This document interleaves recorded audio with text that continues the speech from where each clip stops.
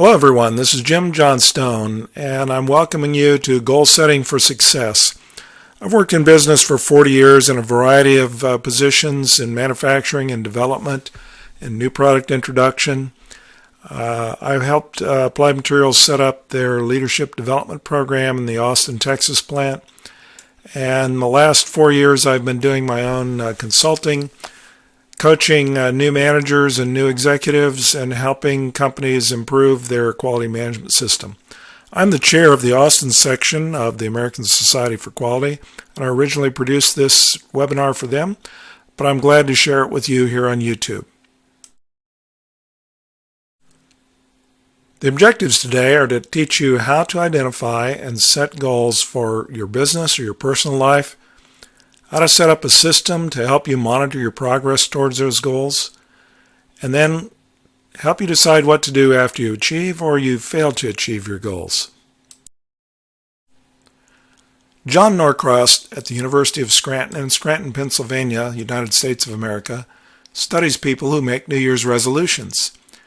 He says 45% of people usually make them, about 17% sometimes make them, and 38% never make them. So if you want to be above average, you need to set some goals for yourself. People with no goals and no plan to achieve them are just taking life as it comes, and sometimes life is not nice and it's never really easy. Remember that saying, save a little money for a rainy day? Remember the story of the ant and the grasshopper? How about the 3 little pigs? All those stories and sayings are reminders to us to take control of our lives and be prepared to face adversity, which is inevitably going to be part of our life. Goals are good for more than helping us prepare for adversity. They help us get where we want to go. And if you don't know where you want to go, you can set a goal to find that out.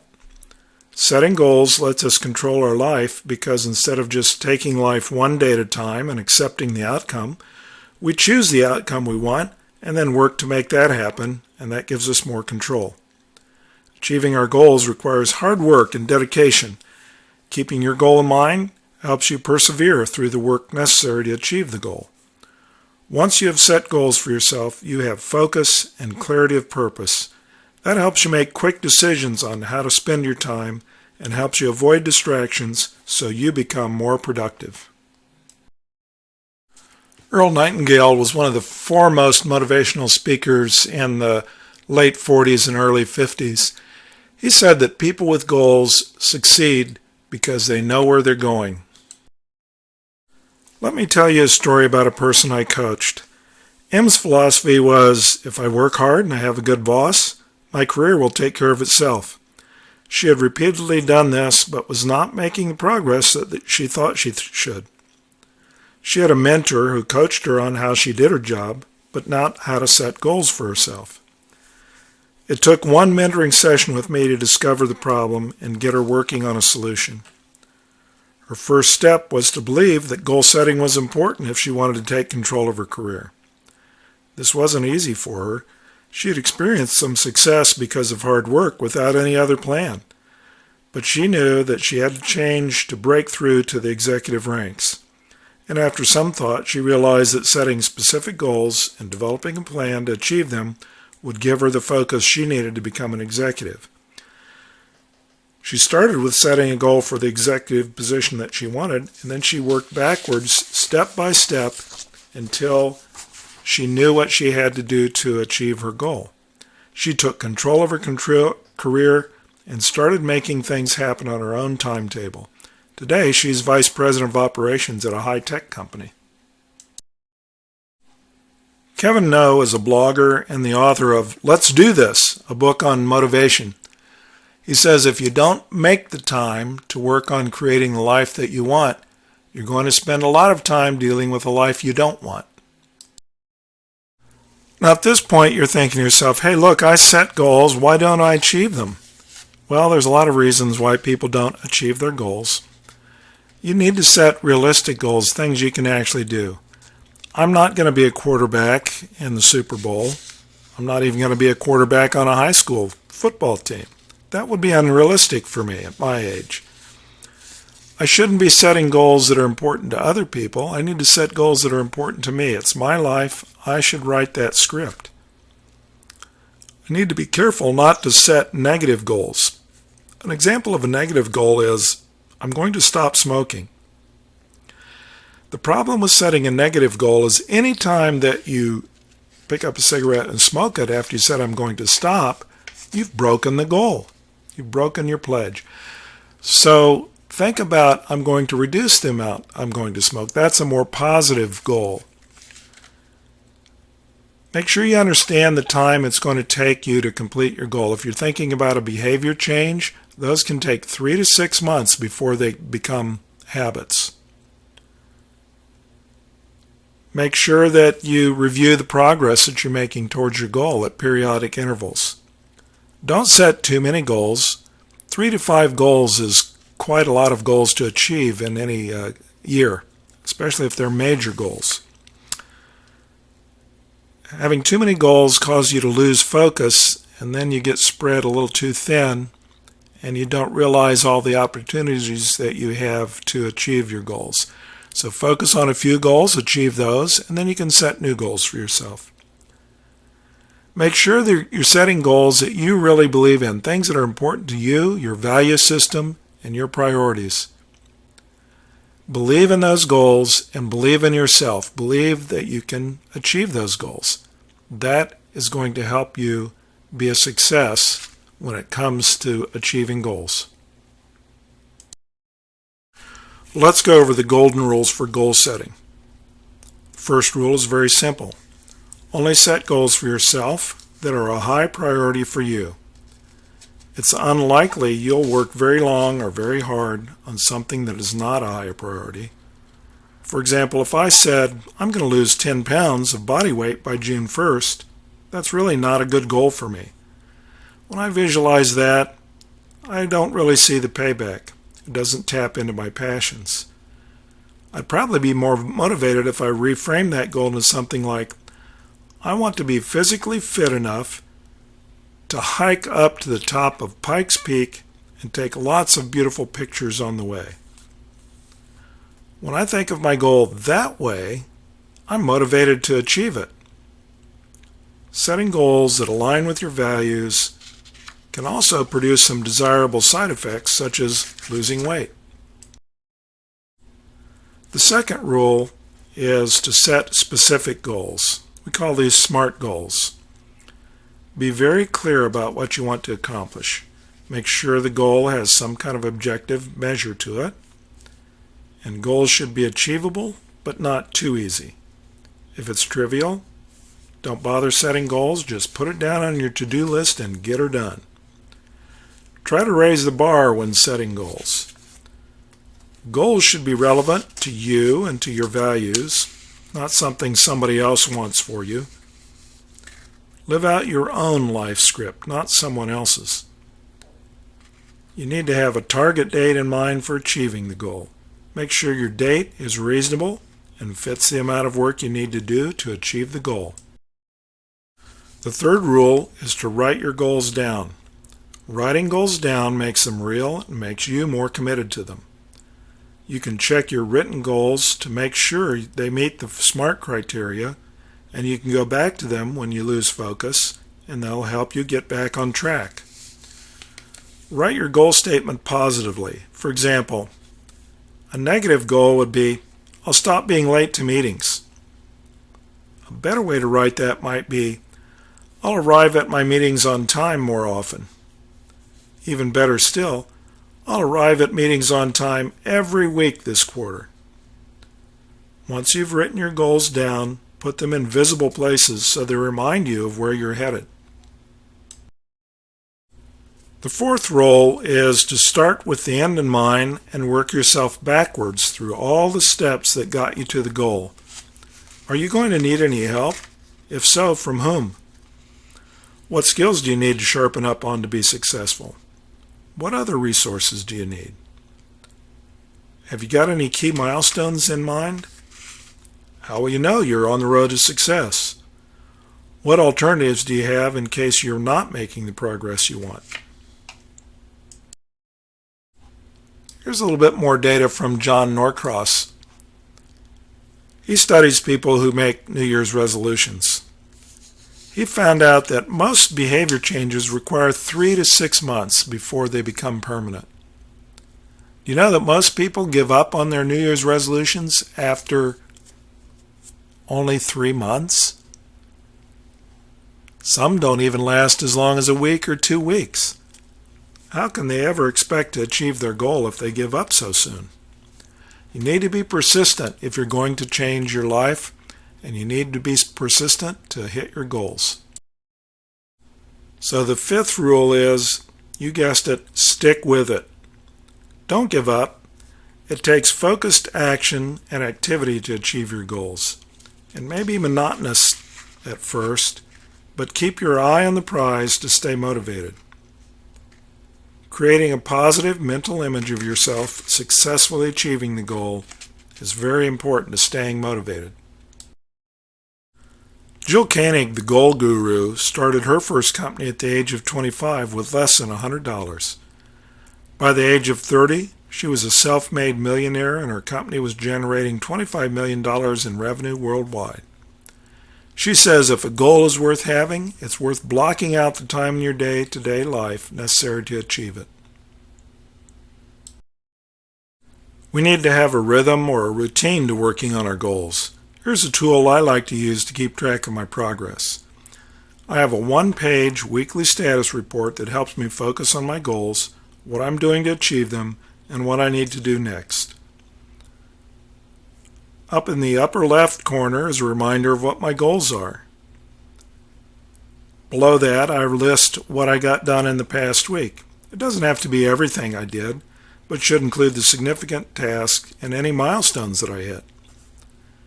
Over in the right column, I put the problems that I ran into, and then below that, I list the actions that I've got to take during the next week. In practice, I use a Word document and print it out. I put it in a notebook or file folder every week. You might find a spiral notebook or journal work best for you.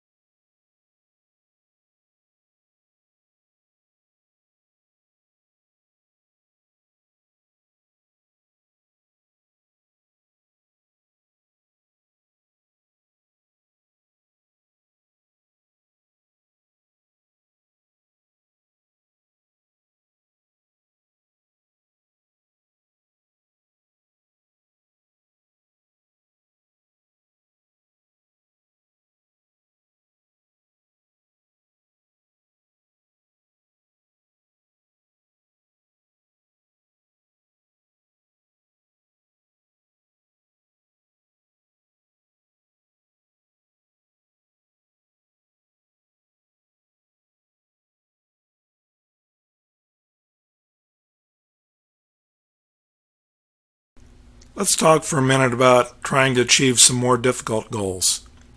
In addition to all the things we've talked about so far, you need to really step up your game if you want to achieve some of these more difficult goals. They take longer to accomplish. They could involve working with a lot of other people, may require something to be invented. And you're probably going to find several hidden obstacles you didn't realize were there. Now, if something is more complicated or complex, you're going to have to spend more time in the planning phase for how to get it done. Start by writing down all the good reasons for getting it done. Achieving a difficult goal will test your commitment, and you better know why you're pursuing that goal. Try to visualize the impact achieving your goal will have on you and on those around you. It will likely take more than 6 months or a year to achieve the goal, and circumstances will change over that time. Write down the challenges you think you'll face and how you'll face them. There's going to be many steps and many possible paths to achieving this goal. You're going to encounter obstacles. Some are foreseeable and some not. You need to be prepared with alternatives.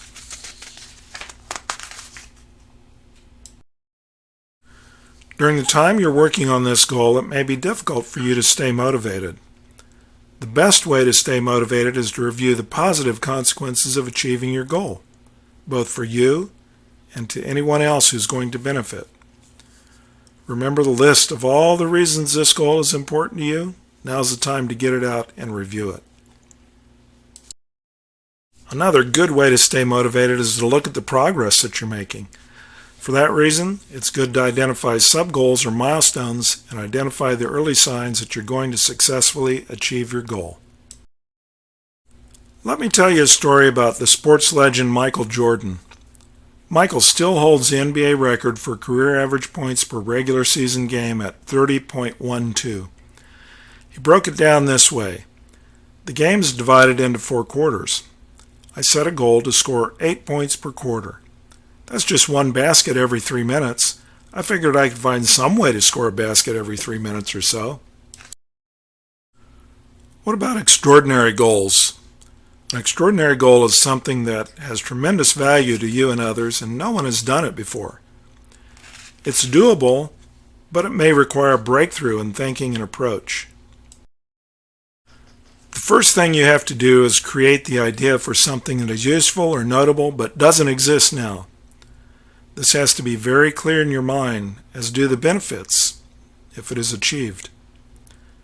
For example, Johann Gutenberg wanted everyone to have books, not just the church and the very wealthy. George Eastman wanted everyone to be able to take photographs. Sony wanted everyone to have music when they were jogging. Steve Jobs wanted everyone to have a computer that was easy to use. To achieve extraordinary goals, you have to believe in yourself and in your goal. If your belief is strong, you'll always be looking for ways to achieve your goal. In the words of Dr. Wayne Dyer, you'll see it when you believe it. Part of achieving greatness is as simple as eliminating the excuses you make to yourself for not being great. I'm too young. I'm not smart enough. It's never been done before. Eliminate that negative self-talk, and you'll be great. As Sir Edmund Hillary said, you don't have to be a fantastic hero. You can be just an ordinary chap, sufficiently motivated to reach challenging goals. John Wooden, the legendary UCLA basketball coach, put it this way: do not let what you cannot do interfere with what you can do. Part of creating a positive, supporting environment is to hang out with other people who are setting challenging goals and share your problems and breakthroughs. Let me tell you a story about John Suter. John moved to Alaska to experience the wilderness. In 1976, he was riding his snowmobile, and his father-in-law's toy poodle was bounding along beside him in the snow, having no trouble at all keeping up. At that moment, John asked the question, could a team of large poodles run the Iditarod, Alaska's 1,157-mile dog sled race? So to find out, he started acquiring and training poodles, and he quickly learned 2 things. First, the poodles don't instinctively know how to pull as a team. So he had to separate the pups from their mothers very early in their lives and put them with the huskies so the poodles could learn the husky dog culture. The second thing he learned is all poodle teams didn't run as well as a team with mostly poodles and 1 or 2 huskies. This shows how important it is to create the right kind of environment when you're trying to do something no one else has ever done. Unfortunately, the race organizers did not believe in poodles the way John did, and they took offense when his poodle teams began beating all husky teams. They restricted the Iditarod race to husky breeds, but not before John Suter had done something no one else had ever done. He mushed a poodle through the Iditarod. Finally, you need a system to measure and monitor progress, a way to keep score.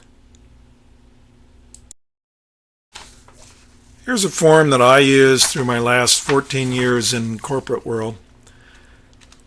It's just a way for me to set goals on an annual basis and keep them in front of me So I put everything on a single page. Over in the left-hand column were the major categories that were of importance to me. You can see I had things like safety, that was always number one. Quality, delivery, cost, and then employee development. Those were the 5 things I always worked on every year. In the next column were the specific goals for each one of those major categories. And then I had 4 more columns so I could keep track of where I was every quarter. And over on the right-hand side, I had the red, green, yellow system that let me know if I was on track, behind schedule, or had met my goals. My objective was to get every one of those lights to be green at the end of the year. I didn't always make it, but that was my objective. Well, let's talk about another sports legend, the 4-minute mile. It illustrates many of the points I've talked about so far. In the early 40s, some thought that a 4-minute mile might not be humanly possible. Records had only been kept since 1913, when the mile was run at 4 minutes and 14 seconds, 0.6. But it had only come down to 4:06.2 since then, and recently it had plateaued, probably due to World War II. By the early 50s, the sport of track had returned. In the 1952 Olympics, Roger Bannister focused on the half mile and the 1,500 meters, or the metric mile. Never one to train extensively, Bannister was dismayed when he learned that there would be a semifinal and a final heat of the 1,500. He figured the race would go to his competitors who trained harder and had more stamina than he did. He performed consistent with his beliefs, finishing a dismal 4th. Embarrassed, Bannister went back to England and set a new goal for himself, to be the first man to run a sub-4-minute mile. He adopted the interval training method, which improved his endurance. He trained with the AAA track club in London and hung out with his old track team from the University of Oxford. On 2nd May of 1953, he made an attempt on the British record at Oxford, paced by Chris Chataway. Bannister ran a 4:03.6, shattering the old British record. At that point, he realized that the 4-minute mile was not out of reach. Remember to believe in yourself and measure your progress. Then, in January 1954, Australia's John Landy ran a 4:02.4 in Melbourne. Then a 4:02.6 on 23 February, backing up his 4:02. And at the end of Australian season on 19 April, he ran a 4:02.6 again. By the early 50s, the sport of track had returned. In the 1952 Olympics, Roger Bannister focused on the half mile and the 1,500 meters, or the metric mile. Never one to train extensively, Bannister was dismayed when he learned that there would be a semifinal and a final heat of the 1,500. He figured the race would go to his competitors who trained harder and had more stamina than he did. He performed consistent with his beliefs, finishing a dismal 4th. Embarrassed, Bannister went back to England and set a new goal for himself, to be the first man to run a sub-4-minute mile. He adopted the interval training method, which improved his endurance. He trained with the AAA track club in London and hung out with his old track team from the University of Oxford. On 2nd May of 1953, he made an attempt on the British record at Oxford, paced by Chris Chataway. Bannister ran a 4:03.6, shattering the old British record. At that point, he realized that the 4-minute mile was not out of reach. Remember to believe in yourself and measure your progress. Then, in January 1954, Australia's John Landy ran a 4:02.4 in Melbourne. Then a 4:02.6 on 23 February, backing up his 4:02. And at the end of Australian season on 19 April, he ran a 4:02.6 again. Ladies and gentlemen, here's the result of Event 9, the 1 mile. First, number 41, R.G. Bannister, Amateur Athletic Association, and formerly of Exeter and Merton Colleges, Oxford, with a time which is a new meeting and track record, and which, subject to ratification, will be a new English native, British national, all comers, European, British Empire, and world record. The time was 3, and the crowd didn't need to hear any more as they broke into cheers for Roger Bannister. He had done it. He had broken the 4-minute mile. Within 2 months of Roger Bannister's record-setting performance, John Landy of Australia lowered it, and it continued to decline over the years as new training methods and improved running surfaces took hold. The current record of 3 minutes 43 seconds was set in 1999 in Rome by Haitham El Garouj of Morocco. Well, so far we've talked mostly about achieving your goals. What should you do if you fail to accomplish your goals? Well, like Roger Bannister, failure is not the end. It just means you did not achieve the goal in the time you wanted to. Take a moment to ask yourself, what did you learn? Perhaps more frequent progress checks would have tipped you off that your plan was not working. Did you underestimate the effort required or the resources needed? If necessary, change your approach based on your evaluation of the goal and the circumstances, and then keep working on your unmet goals if they're still relevant. Let's take time out to summarize what we've talked about. For your ordinary goals, make sure they align with your values.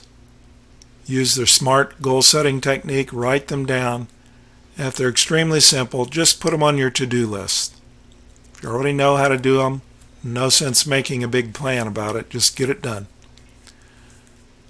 For things that are a little bit more difficult, your stretch and your long-term goals, break them down. Decide where your milestones are going to be and what the success indicators are going to be. If you're not having success, then evaluate your approach and try something else. For those extraordinary goals, focus a lot on the benefits of the goal, why it is important to achieve that goal, not only for you, but for mankind. Believe in yourself and believe in the importance of the goal. Surround yourself with supporters and be persistent. You're going to meet a lot of unexpected obstacles along the way, and you need that support and that persistence to work your way through. Remember, you're going to see it when you believe it. Lou Holtz was the head football coach at the University of Arkansas and later at Notre Dame.